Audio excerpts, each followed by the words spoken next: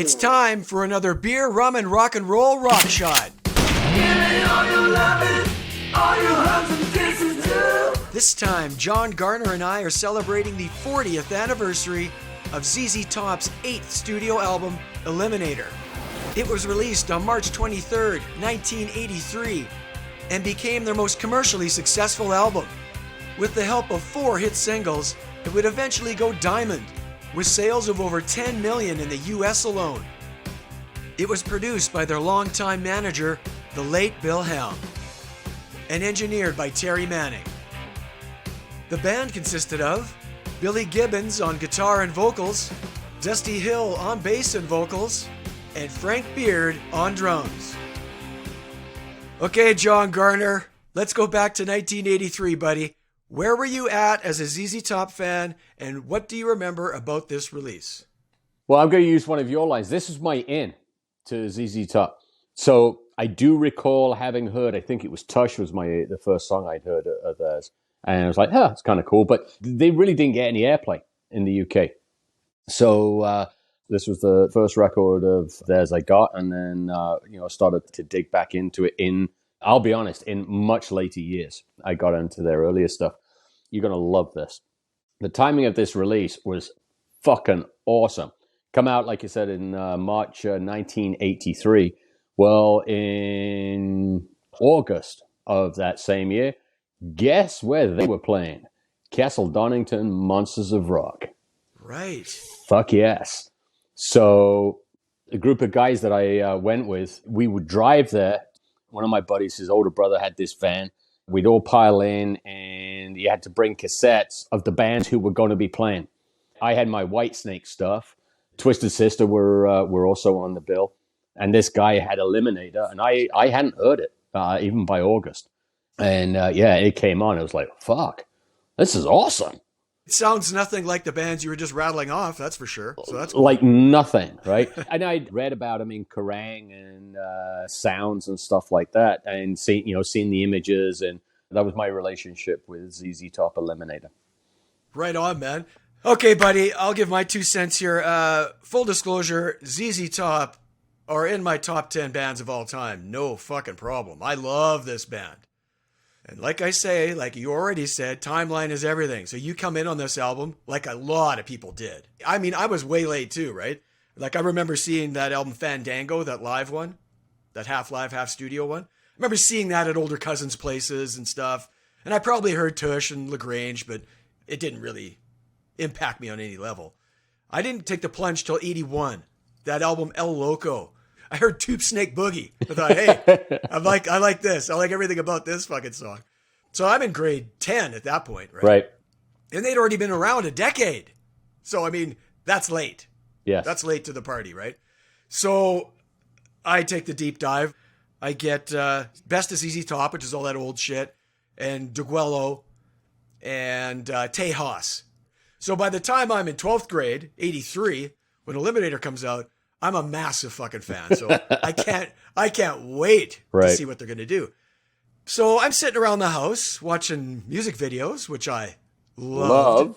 This just in, folks. If you've never seen this show before, Randy Legault loves these music videos. I do. Well, it depends on the band. So what comes on? The video for Gimme All Your Lovin'. Well, did I freak out? Because they changed their sound? No, I didn't. It was awesome. Yeah. Like maybe it's because I came in El Loco and Duguelo, those 2 albums before this. I mean, Billy's already dabbling in synths at that point anyway. I mean, not quite on this level, but he was already dabbling. So it didn't really surprise me that much, and it didn't bother me at all. Like I like both styles, that old shit and their new sound, all in, all good. Let's talk more about MTV and music videos for a second, because if you think about it, when MTV comes out around that time, they're 83, they're fucking huge, right? Like they killed off a lot of these old 70s bands because they were old looking. I mean, they're not going to fit on MTV at all. Like young people look at ZZ Top, it's old dudes with beards. They want nothing to do with that. Right. What's that phrase, John? They flipped the script. Yeah, they did. For sure they did. And they had to. They're like probably sitting around a meeting like, what are we going to do here? Well, they embrace what they look like and become characters. Yes. They weren't doing anything that they weren't into. They just brought it to everyone else to go, hey, this is what we are. We're two bearded weirdos and a guy named Beard who doesn't have a beard. Get your head around that fucker, if you will. And we like hot cars and we like singing about hot chicks. Well, us at 15 and 16, sign me up for that. They just packaged it perfectly, Oh, right? so good. And then you add the beard, the shades, the hand gestures, whoever came up with that. Randy, I'm telling you this as God's honest truth. When I'm driving down the road and it's warm and I've got the window down, I will do this all the time. I don't care what's playing. I'm doing that. Well, where does that come from? ZZ Top. But I think you said it best, is they became characters. They were basically Kiss with beards without makeup. Right, and who looked like that on MTV? Nobody. I mean, they add what? The spinning guitars was another thing. And you can never go wrong with mini skirts. There's that. One more thing on the videos. I love the overall theme, which for me was ZZ Top gets you laid. That's really what they were saying. Here, kid. And they would throw him the keys. Yes. Here's the car. The chicks get in. Listen to ZZ Top. You're going to get laid. Yeah. And that keychain, dude, I had it. Did you really? I had that that's fucker. Awesome. It's about this long, metal. But the problem was, I tried to use it as a legit keychain, but it kept jabbing me in the nuts. Awesome. Man, I'm like, this is no good. So I didn't good. see that in the video. That's I'm going to hang that. Yeah. That's not going in my pocket anymore. I mean, overall, you can correct me if I'm wrong, this has got to be one of the most remarkable rebrandings of a band ever in rock to me. Like the way they did that. For sure. I can't think of anybody who did it on that level. Because you think these guys are going to be done. They became fucking pop stars. Right? Who saw that coming?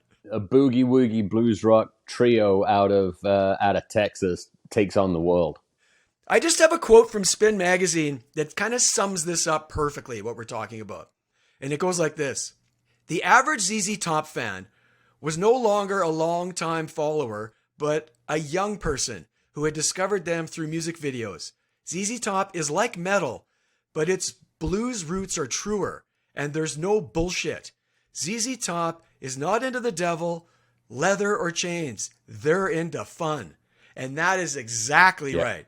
This is a fun band. This is not something to be taken seriously. Well, they take their music seriously, but there's the heavy, heavy fun factor here. Okay, before we get to the music, I just got a couple little fun facts because I think it's important for people that don't know this stuff to maybe know why they did what they did. So, I mean, it seems nuts, but Billy Gibbons was inspired by electronic bands like Depeche Mode and Orchestral Maneuvers in the Dark, OMD. 5 words I never thought I'd hear on this show. Depeche Mode, Orchestral Maneuvers in the Dark. Right? Hey, you can thank Reverend Willie G for that. I tried to hate, and I have hated on that new wave music because I really felt it killed rock in the UK, but they got some catchy hooks too. That OMD 7 Cs, if you've never heard that is a cool track. Oh, I hear you, man. So he starts exploring that type of music, pulling out what he needs, and what he notices is that a lot of these hit songs have a certain number of beats per minute. This is how the minutia he got into, right? There are about 124 beats a minute, a lot of these hits at the time. So he grabs the synths, the drum machines, and he does just that. Like Legs and Sharp Dressed Man are 125 BPM, and Gimme Our Lovin's about 120. So you get that steady, driving beat going on, right? And his quote is, he felt it created a nice platform that allowed the guitar to stand on its own. And you get the bass to play an octave lower, and that's a nice beta sound that contrasted with his guitar, which is a perfect way of describing it, right? For sure. Like his guitar sits on there, and it just sounds incredible to me. It still retained enough of that bluesy vibe. And it retained enough of that, and his guitar was just smoking, so I didn't care. So I guess another thing, from that point on, from this album on, I think everybody talks about bands running tracks. Well, they're doing that way back then. They were doing it. They had to, right? They couldn't reproduce this without doing some of that. So their manager, Bill Ham, kept that on the DL because ZZ Top is known, let's face it, for their authenticity. Yeah. right? Yeah. So they wanted to keep that on the DL, and I didn't know. Not that I would have gave a shit either way, but you don't want ZZ Top to be known running tracks in 83, perhaps. Right. I mean, I don't know. I also don't think in 83 anybody was really giving any thought to that. Okay, man, let's talk about the music. All right. You got 11 tracks, running about 45 minutes, all songs credited to Billy Gibbons, Dusty Hill, and Frank Beard, the guy without a beard. Do you want to go first? Sure. Guest goes first? All right. All right, I'm going to go in order as they appeared on the album. What I love about doing these things, and what are we, 40 years now? It's been a long time since I've listened to this album in its entirety. But as we started talking about it, doing my homework, and it's like, fuck, this is a good record. Why am I not listening to some of this stuff more often? But anyway, my first of my top three is Sharp Dressed Man. For me, when you compare Gimme All Your Lovin' and Sharp Dressed Man, this just came in harder and heavier, like right out of the gate. It's quirky, it's fun.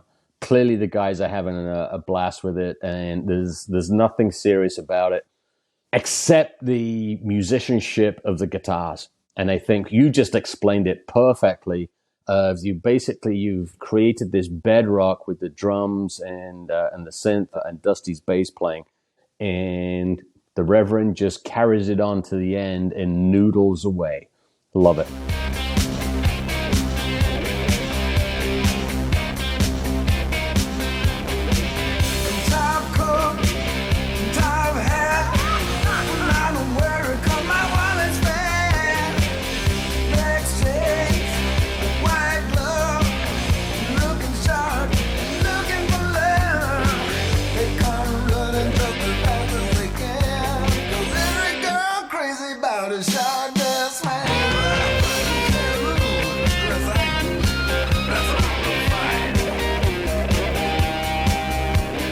Disclosure, I like every song on this album, so there's no way I'm going to go, how'd you pick that one? I like them all to varying degrees, right? There's different flavors on it. I like it all. Yeah, Sharp Dressed Man is awesome, dude.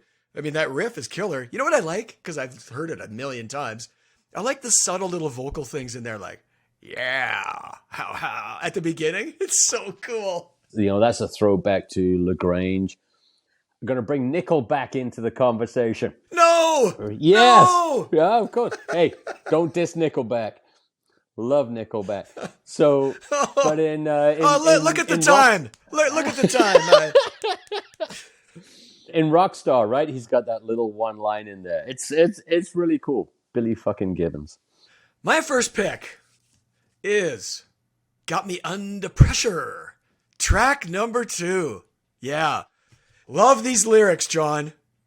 Back to your point with the sense of humor. I mean, pearl necklace, Velcro fly, woke up with wood. I mean, we know what these guys are singing about, right? We know. Let me just give you a couple lines. She likes wearing lipstick. She likes French cuisine. But she won't let me use my passion unless it's in a limousine. She don't like other women. She likes whips and chains. She likes cocaine and flipping out with Great Danes. She's about all I can handle. She's too much for my brain. She's got me under pressure. I mean, come on. It's awesome. It's awesome. It's just fun. Back to the fun thing. And I love them at this pace. The BPMs are perfect. They're perfect on this one. Fluctuates between Dusty's that super fuzzed out bass sound, which is cool, and then Billy's guitar riff is always badass, right? And this is going to be on repeat. Billy's solos, because he often does two within the same song, are killer. His tone, his fucking tone is unmatched. The guy can do no wrong. And his voice, got to touch on that smooth, cool rasp he has. I've always loved it, always will. How do you not tap your foot to this fucker? Got Me Under Pressure is my first pick.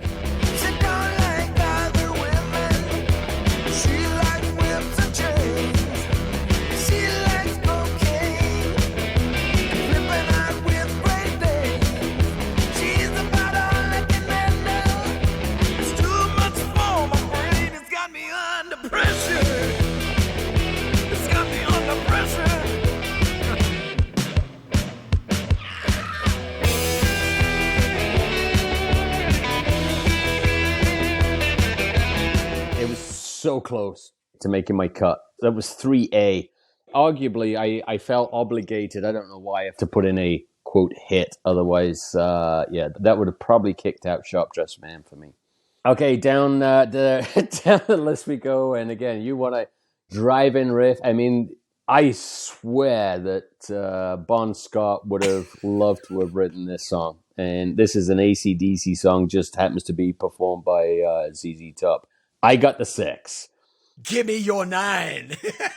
You talk about lyrics. Any song that says, I guess I gotta spank my monkey is going on my list. I like the fast ones. That's really my wheelhouse. This is hilarious and awesome. Again, listening to it for the first time in a long time, I was a 15-year-old boy again. It's fucking great.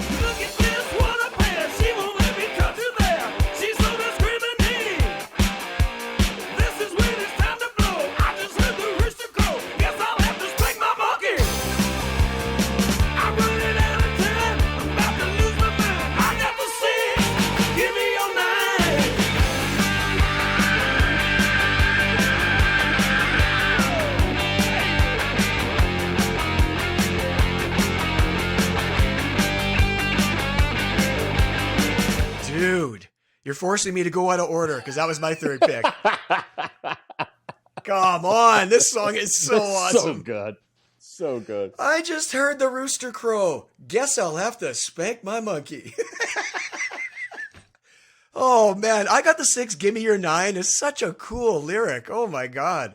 I love this, man. That riff starts at Billy's riff, just the riff, then the kick drum, then the snare, then the bass. I love how it just keeps going like that. Boom, boom, boom, and then it's fucking go time. And I wanted to throw in, not that this is why I did it, because it's not. Dusty Hill's voice is also super fucking cool. He's a great singer. Because he's sung, Party on the Patio, Tush, he sings, Can't Stop Rockin'. When he does one, it's in your face. Yeah, you're right. This is a fun driving song. It's got a kind of like a little shuffle to it, which I like. 2 more amazing solos. That outro solo, it kind of has its own fucking chorus. That's how good it is. Like, you could just sing that fucker. And I love that hard out. Ding, ding, dun, dun, dun, dun, dun, dun, dun, dun, dun, dun. Out. Out. Yeah. Fantastic. This is a perfect rock and roll party tune. Yeah, it's awesome. Perfect. Good pick, buddy. Thank you, sir. All right. Now to your third. My third one is If I Could Only Flag Her Down. You use the term shuffle as we were talking about. I got the 6. This has a real shuffle. And you listen to this. You tell me there's not a Stevie Ray Vaughan vibe to this song. It is right there in your face. The story is awesome. It's a toe tapper. It's a great driving song as well. If I Could Only Flag Her Down. Love it. I don't need her money. I don't need a ride. I got enough connection. I don't need a piece of her hide. I just wanna please her. I just wanna squeeze her. I just wanna crash her. I just wanna trash her. If I could only flag her down. If I could only flag her down.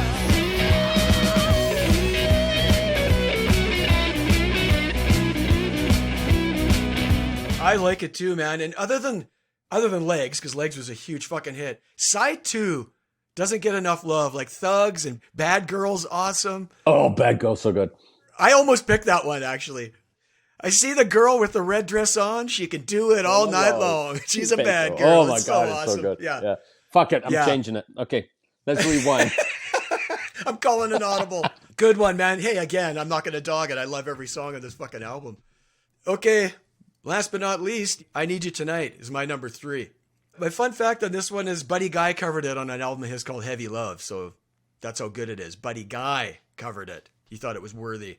So this is, again, a change of pace for them. This is the ballad on the album. It's that laid-back, soulful thing, ZZ Top style. In other words, it's got blues all over it. That's what the difference is. The melody, John, during that chorus, if you're not moved by that, there's something wrong with you. There's a hint of darkness to it. Mm-hmm. Like there's a sadness to this There one. is. Yeah, there's a melancholy to the playing.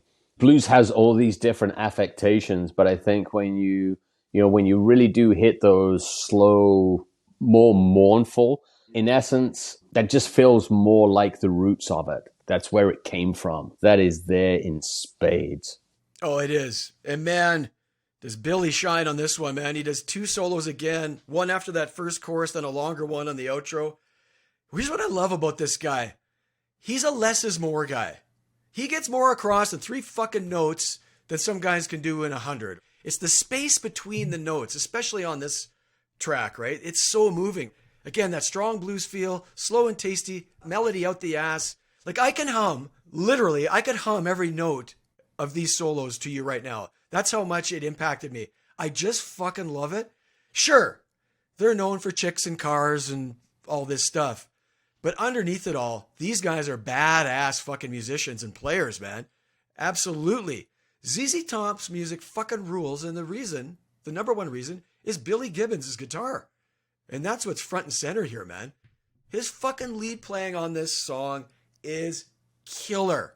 I Need You Tonight, my third pick. Burning for someone like you. I just wanna do love. Baby, I need you tonight.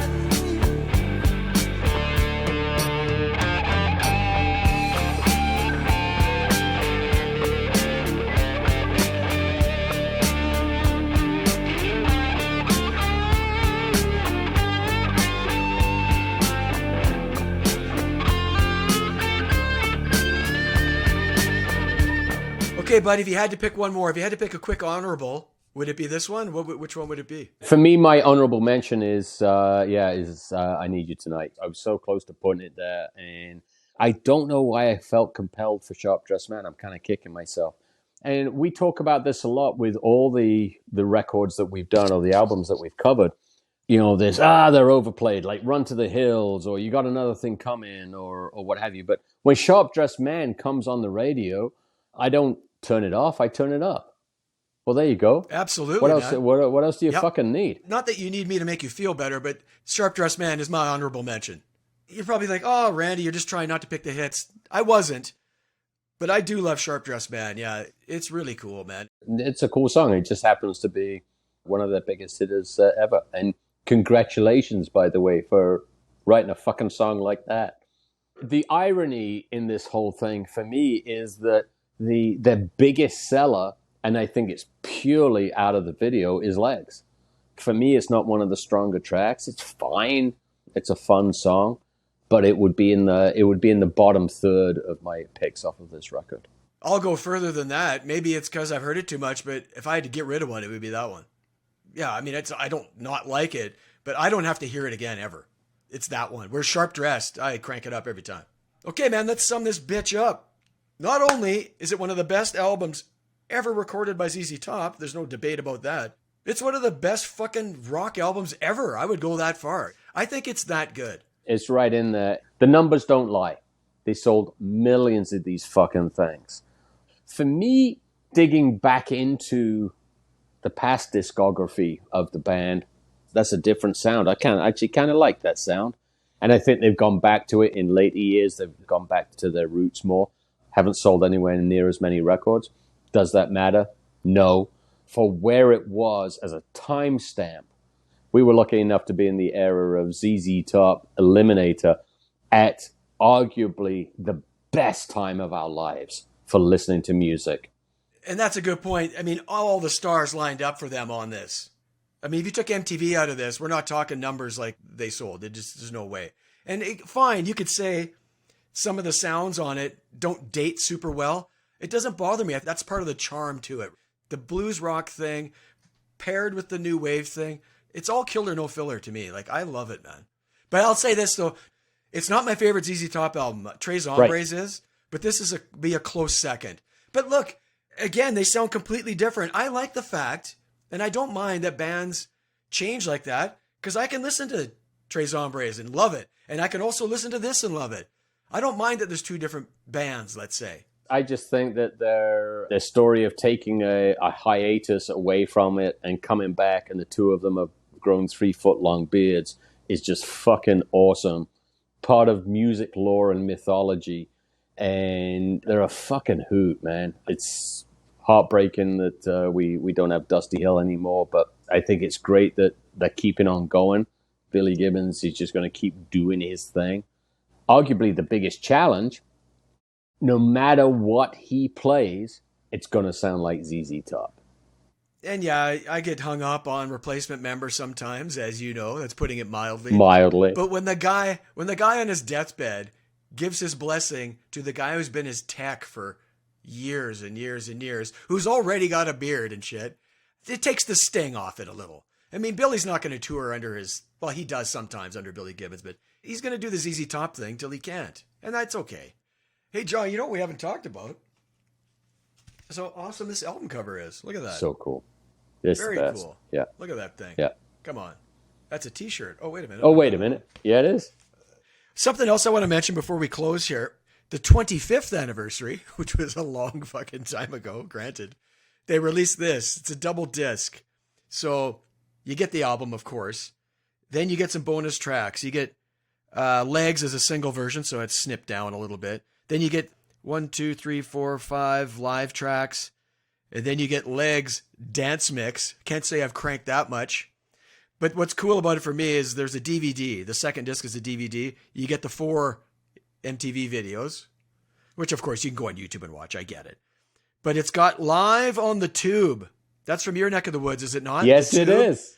You get Got Me Under Pressure, Gimme All Your Lovin', Sharp Dressed Man, and Tube Snake Boogie from the Tube. The Tube was a game changer for music television in the UK because it came on a new channel, Channel 4. So yeah, we had 3 fucking channels. How about that? Cable TV, not a thing, right? BBC One, BBC Two, and ITV. Channel 4 came in. They pushed the envelope. The music show growing up was Top of the Pops. That was on BBC One, and they basically played the top 10. That was a lip sync show, Top of the Pops, yeah. Yeah, for sure. But Channel 4's The Tube was 10 o'clock at night. So it was full on. And that was live. The Tube was the thing. If you were hardcore into music, Top of the Pops was garbage by then. Who gives a shit? Right. Even though some of our fucking faves are on there, but it was more of a lip syncy fucking solid gold kind of thing. Yeah, for sure. Okay, buddy. Is that it? Is that all? Are we done talking about the top? I think so. I mean, we could go on and on. We could go on, but no one needs to see that. This is a rock shot. Rock shot. After all. They get longer and longer. Yeah. Thanks again, man. That was awesome. That was a hoot. Going back down memory lane, and anytime I get to relive my Donington days, it's a good time for me. You always got to rub that in. Yeah, I know. It's fucking awesome. Thanks for you guys for checking us out. We appreciate you taking the time, man. You can find us wherever podcasts are broadcast. Hit that subscribe button. I want to hit 1,000 by the end of the year. Let's go. Let's go. Let us know what you guys think of Eliminator in the comments. And until next time, keep rock alive, motherfuckers. Peace out.